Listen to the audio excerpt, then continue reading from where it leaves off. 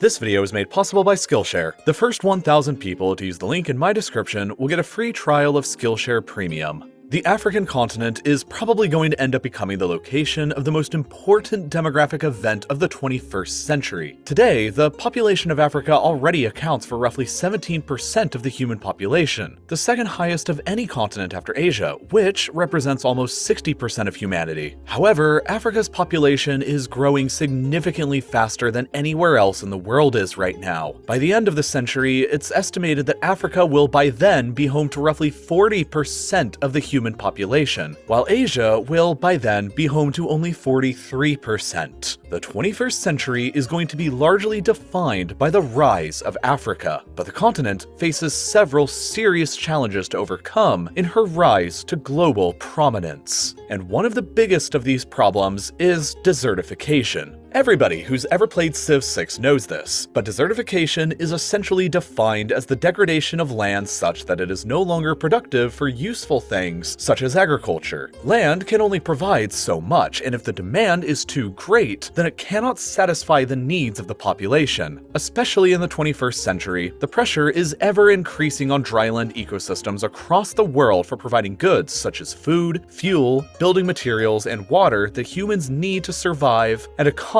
need to thrive. As the pressure to provide these resources for the world's rapidly expanding population increases, coupled with the growing threats of global climate change, drylands across the world are experiencing more soil erosion than ever, and thus an inability for the land to retain water or ever regrow plants again. So, while yes, the term does bring to mind the windswept sand dunes of the Sahara, it's important to remember that this term reaches far beyond just those living in and around the world's deserts. If we take a look at the world at large, we can see that drylands cover roughly 38% of Earth's total land area and cover much of North and South Africa, Western North America, Australia, the Middle East, and Central Asia. And all of these areas are home to roughly 2.7 billion people across the world today. But the major concern isn't just that soil degradation is happening, but the increasing pace at which it is happening. What used to take 30 years to degrade is now happening in just a single year, leading many to worry about what these expanding population groups will do in these regions over the next century, possibly forcing them to migrate elsewhere. It is now of such a concern that the United Nations even has a special convention, the Convention to Combat Desertification, or the UNCCD, that regularly meets and is comprised of 122 countries, each committing to land degradation targets. Now, focusing back in on Africa, as we first discussed, it is home to the world's third largest desert, after both Antarctica and the Arctic, which of course are both technically considered deserts as they receive far less than the 250 millimeters of annual precipitation to be considered one. But what we are focusing on here is the Sahara Desert. This colossal desert, which comprises much of northern Africa, covers some 9.2 million square kilometers and spans roughly 3,000 miles from coast to coast. Right below this vast pile of sand is a region known as the Sahel. It is tucked in between the Sahara in the north and the Sudanian savanna to the south. Here, some 135 million people live their lives. But what is troubling is the increasing desertification in the region, which is essentially pulling the Sahara Desert south. In fact, over the last 100 years alone, the Sahara Desert has grown by 10%, and much of that growth has been in this southward direction. The fear is that if nothing is done, the Sahara will continue to expand and thus essentially wipe out this entire region and push even further into Central Africa. And the worst thing is that this is expected to affect a ton of people. While today, the population of the Sahel is a lot at 135 million, it is expected that by 2050, the population could grow to as high as 340 million or more, or roughly what the United States population is today. And without any productive land to grow food on or to sustain a decent life, a spiraling cycle of even worse poverty than the Sahel currently experiences will quickly emerge. And this is actually already sort of happening. For instance, over the past couple decades, this issue has already fueled severe food and water shortages, which, in turn, have caused recurring military conflicts over these declining resources, and thus forced migration to better and more prosperous areas. One of these resources, the premier lake in the region, Lake Chad, has shrunk to incredibly low levels in recent years. What has historically been an extremely important body of water for countries like Chad, Cameroon, Nigeria, and Niger has seen its levels shrink to less than 10% of what they once were when the lake was at full capacity, meaning that the 30 million or so people who rely upon this lake each and every year are under serious threat of losing their entire water supply.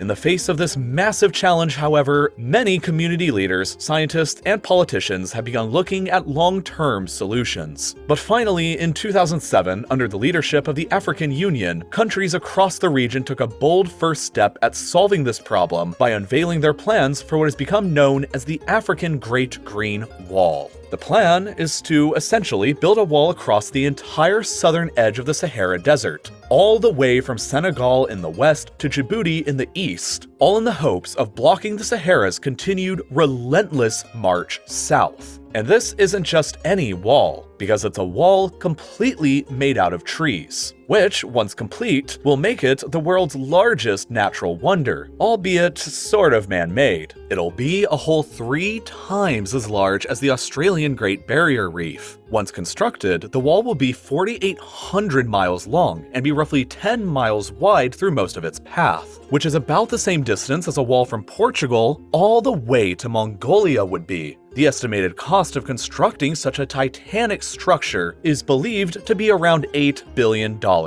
It's a small price to pay, because in the end, it could transform the lives of millions of Africans who see themselves on the very front lines of climate change. And this isn't even the first time that this type of project has been undertaken. Similarly, both China and India have undertaken or are considering a green wall of their own that would aid in blocking the expanding Gobi Desert and Thar deserts, respectively. The project in the Sahel is being spearheaded by the African Union, but it's also being helped out by many other organizations like the United Nations, as well as several other countries around the world, with the hopes of completing the wall by 2030. And once completed, not only could it stop the Sahara from expanding, but the amount of CO2 that all of these new trees could absorb will also provide a great bonus benefit as well. It would be equivalent to the entire state of California keeping all of its automobiles parked for 3.5 years. But this project alone is not enough to save this region, or, for that matter, all of the regions across the world facing a similar crisis. In addition to this, we as a species have to begin taking better care of our environment too. Decades of overgrazing, climate change-induced droughts, and poor farming practices are stripping not only the Sudanian grasslands of their once fertile topsoil, but hundreds of other regions like it across the world. But what is also needed is to allow for regions to recharge their water tables and create the microclimates necessary to thrive so that vegetation can flourish.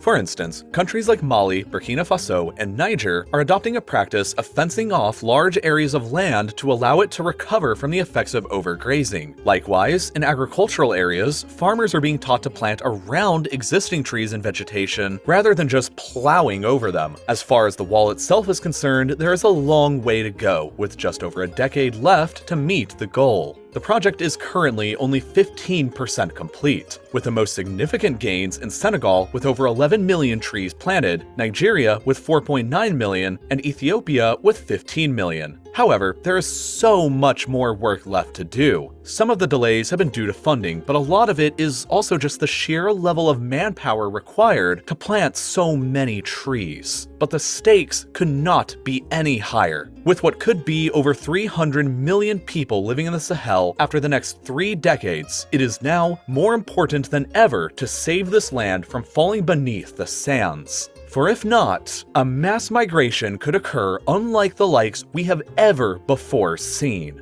This year is my 5-year anniversary creating videos here on YouTube. It's pretty crazy to think back on the journey that I began all that time ago, and all of the lessons and all of you who have joined me along the way. Back then, 5 years ago when I was just starting out, I didn't know a single thing about animation, video editing, or even how to record my own audio. I literally just learned as I went through trial and error, and man, was that a rough experience. If you go back and watch any of my ancient 5-year-old videos from back then, you'll see exactly what I'm talking about. I would have loved to have had a resource then that actually walked me through, step by step, how to actually make good quality animated YouTube videos. But thankfully, a resource like that actually does exist today, and it's called Skillshare. My good friend Evan from Polymatter has an entire class on there called Make Animated YouTube Videos. It's only 30 minutes long, but it has 13 complete projects for you to practice with that'll give you all of the fundamentals you need to get started with your own channel. But even if you're not interested in creating your own animated YouTube channel, there's thousands of other classes that you can take on Skillshare in almost every field you can imagine. Want to learn how to take great photos for your Instagram page? I'd recommend the class Instagram Worthy Photography, Shoot, Edit, and Share with Brandon Woelfel. Or if you'd like to be more productive, my friend Thomas Frank teaches an entire productivity masterclass that will teach you how to stay focused and productive while doing just about anything. When you become a member of Skillshare, you can take these classes as well as thousands of others on subjects ranging from writing and web development to music and graphic design, any of which can help you find a new passion, help you get ahead in school, or give you the skills needed for career advancement. It's the absolute perfect activity to learn a new skill for the new year, for whenever you're stuck at home or have a lot of free time, and with its varying difficulty levels, it's still great whether you're a beginner or an expert. And best of all, you can get a completely free trial of Skillshare Premium by being one of the first 1,000 people who use the link down in my description. By doing this, you can achieve all of your own personal learning goals and help support my channel at the same time. So go ahead and check them out, and as always, thank you for watching.